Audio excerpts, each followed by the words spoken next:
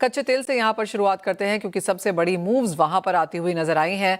नरेंद्र जी, जिस चीज़ का पिछली बार जब आपसे बात हुई थी और आपने कहा था एक वाइल्ड कार्ड यहाँ पर सिर्फ ईरान ही है, और जिस तरह की स्टेटमेंट्स हमने यहाँ पर जेडी वैंस की तरफ से आते हुए देखी हैं, जिस तरह से यहाँ पर ईरान ने स्ट्रेट ऑफ हॉर्मुज को पार्शली बंद करके वहाँ पर ट्रेनिंग्स करी हैं, और जिस तरह की खबरें वहाँ से आ रही हैं, कुछ चिंता ज़रूर बनती हुई दिखी है। नहीं, बिल्कुल आपने ठीक कहा। देखिए, चिंता तो है और तेल के बाजार में भी काफी चिंता है, लेकिन इसीलिए आपने देखा कीमतों के अंदर जो है थोड़ा सा उछाल आया है। लेकिन साथ साथ तेल का बाजार अभी ये मान के चल रहा है कि अगर मान लिया युद्ध होता भी है, अब वो बेकाबू युद्ध हो जाए तो एक अलग बात होगी, जिसके अंदर सऊदी अरब का तेल आना बंद हो जाए और सारा रास्ता जो है वो बंद हो जाए, वो फिर एक दूसरा सिनेरियो होगा। अगर जो है अमेरिका हमला करता है और इजराइल हमला करता है और उसके बाद जो है सीमित तरीके से होता है, तो तेल बाजार जो है उसको लेकर के मान रहा है कि वो ऐसी स्थिति है वो उसको संभाल लेंगे। दूसरी तरफ अमेरिका का कहीं ना कहीं ये असेसमेंट है कि एक सेफ विंडो है उनके लिए तेल की कीमत को लेकर के। बाजार में सप्लाई बड़ी अच्छी है, डिमांड कोई बहुत ज्यादा बढ़ नहीं रही, और उनका मानना है अगर वो ईरान पे हमला करते हैं तो उससे तेल की कीमत बढ़ेंगी, लेकिन बेकाबू नहीं होगी। मतलब ये हुआ कि वो $100 नहीं पहुंचेंगे, हो सकता है 75 ज्यादा $80 पहुंच जाए। ऐसा अनुमान जो है वो लगा करके सुनाई में आया है कि चल रहे हैं। लेकिन अभी ये जो सब बात हो रही है कि ओमान ब्रोकर कर रहा है और शांति वार्ता हो जाएगी, आणविक विषय को लेकर कोई संधि हो जाएगी, मुझे बहुत ज्यादा इसमें ज्यादा क्रेडिबिलिटी नजर नहीं आती। मुझे लगता है कहीं ना कहीं अमेरिका का जो इरादा है, जिसमें इसराइल तो साथ में शामिल है ही है, वो ये है कि वहां पे जो है सत्ता परिवर्तन करा जाए। और उनको लगता है कि अगर जो है वो कुछ हमला करते हैं और उसके बाद वहां की जनता जो है वो सड़क पे आ जाती है और वहां सत्ता परिवर्तन हो जाता है, और उसके बाद तो फिर सब कुछ बदल जाएगा, क्योंकि ईरान के पास भारी तेल के भंडार हैं, भारी गैस के भंडार हैं, और अगर जो है वो कुल मिलाकर के वेस्ट के साथ अलाइंड हो जाते हैं तो जाहिर है जो पश्चिम की अर्थव्यवस्था उसके लिए बहुत बड़ी खबर होगी। लेकिन आज की स्थिति ये कि पूरा बाजार में थोड़ा बाजार है जी, लेकिन दूसरी तरफ बहुत ज्यादा तनाव में नहीं। और दूसरी तरफ ये कि अमेरिका और इजराइल जो है कहीं ना कहीं हर घंटे जो रिव्यू कर रहे हैं, अब उनको तेल के हिसाब से तो सेफ विंडो दिख रही है। उनको नहीं लगता कि तेल जो है वो बेकाबू हो जाएगा या थ्रो द रूफ प्राइस है, उनको नहीं लगता। उनका मानना है ज्यादा से ज्यादा $80। लेकिन मेरा अपना मानना है कि ये असेसमेंट हो सकता है कितना एक्यूरेट ना हो, क्योंकि अगर ईरान ने बिल्कुल स्पष्ट कर दिया वो जवाबी हमला करेगा, स्ट्रेट और हॉर्मुज को बंद थोड़ा सा करके उसने कोई बताया है कि वो 21 हद तक जाने को तैयार है। और स्ट्रेट एंड हॉर्मुज को बंद करना पूरी तरह मुश्किल तो इतना आसान नहीं होगा ईरान के लिए, लेकिन दूसरी तरफ उसको माइन अगर कर दिया जाता तो तेल के आवागमन में उसमें दिक्कत तो आने वाली है। लेकिन आज की स्थिति ये कि ये पीस टॉक, न्यूक्लियर टॉक में उसको बहुत ज्यादा कोई ध्यान नहीं दे रहा। मेरा मानना है कुछ मिलाकर के सत्ता परिवर्तन की बातचीत है।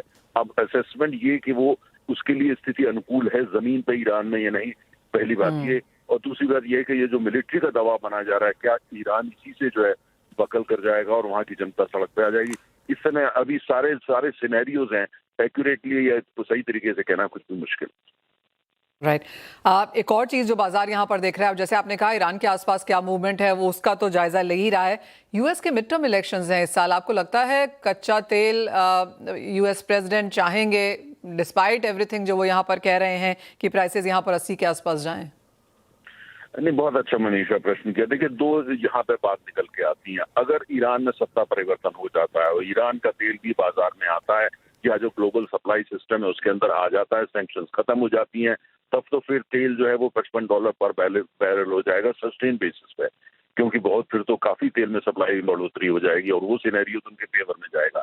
लेकिन अगर ईरान में ये हमला करते हैं और स्थिति बेकाबू हो जाती है तो तेल अगर जो 80 भी पहुंच जाता है तो उनके लिए बड़ी प्रतिकूल खबर होगी, अच्छी खबर नहीं होगी। अमेरिका में चुनाव है, अमेरिका को अमेरिकी उपभोक्ता को सस्ता तेल चाहिए, महंगा तेल नहीं चाहिए। दूसरी तरफ ट्रम्प साहब ने हमेशा पीस की बात करी है। अगर वो ईरान पर हमला करते हैं तो वहां पे कहीं ना कहीं ये तो लोग प्रश्न उठाएंगे, आप तो शांति की बात हमेशा करते थे, आपने पीस ऑफ बोर्ड और बोर्ड ऑफ पीस क्या क्या बना रखा है, लेकिन आप कर क्या रहे हैं? तो इतना आसान नहीं, और यही कारण है कि सारा कुछ विलंब हो रहा है। और वो ट्रम्प साहब जो है वो हमला नहीं करना चाहते, लेकिन दूसरी तरफ उनके ऊपर दबाव है कि हमला करिए, उससे कुल मिलाकर के तेल की कीमतें और इजराइल के हित और उनके जो सामरिक हित हैं उसको फायदा होगा।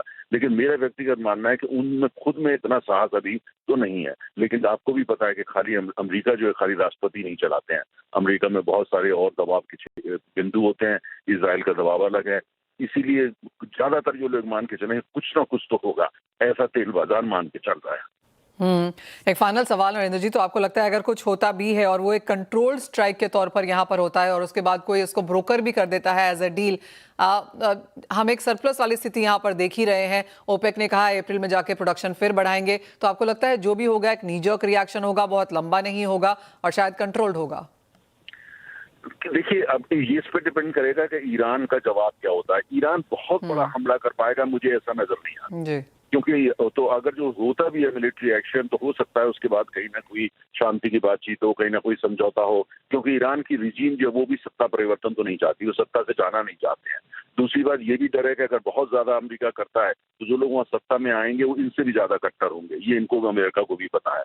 तो इसलिए बहुत आसान फैसला ना अमेरिका के लिए और ईरान के लिए तो बहुत मुश्किल कसम है। लेकिन तेल बाजार में एक सीमित से आगे ज्यादा चिंता नहीं, उनका नहीं मानना है तेल बाजार में आज की तारीख में। कल क्या होगा कहना मुझे, तेल बाजार आज ये मान के नहीं चल रहा है, स्थिति बहुत बेकाबू हो जाएगी, स्टेट ऑफ हॉर्मुज़ पूरी तरह बंद हो जाएगा और तेल की कीमतें 150। तेल बाजार आज इस बात को, इस तरह की जो असेसमेंट है या एनालिसिस है, उसको कोई तवज्जो नहीं दे रहा। Point taken. Narendra ji, as always बहुत शुक्रिया साथ जुड़ने के लिए और बहुत ही सटीक तरीके से वो समझाने के लिए भी कि किस तरह से अंतर्राष्ट्रीय बाजारों के क्यूज वॉच किए जाने चाहिए और प्राइसेस पे worst case best case scenario किस तरह का इम्पैक्ट देखने को मिल सकता है।